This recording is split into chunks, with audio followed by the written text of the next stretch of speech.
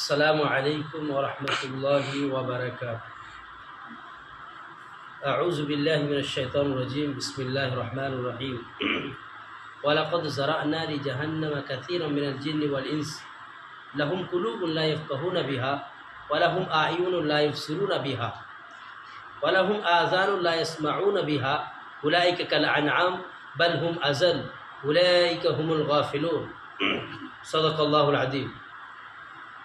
প্রিয় ভাই সকল, আমি আপনাদের সম্মুখে সূরা আল আরাফের 179 নম্বর আয়াত তেলাওয়াত করেছি।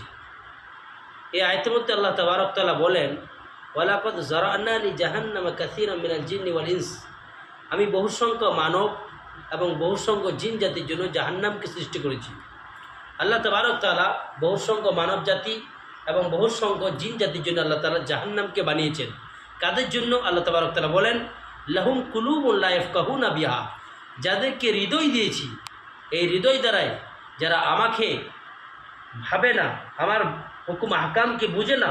ওয়ালাহুম আয়ুনুন লা ইবসিরুনা বিহা, যাদেরকে চোখ দিয়েছি, আমার হুকুম আহকামকে একটু শ্রবণ করে না, আমাকে যারা দেখে না।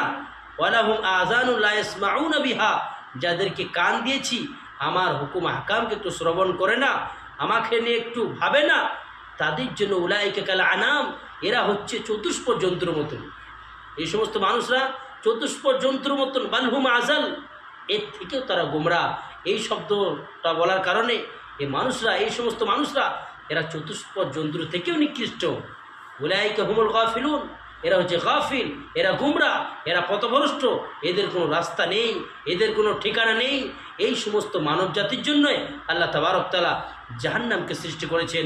ওই জন্য প্রিয় ভাই সকল, আমরা নিজের মালিককে চিনি, নিজের মুনিবকে চিনি এবং নিজের মালিকের হুকুম আহকামকে চিনি।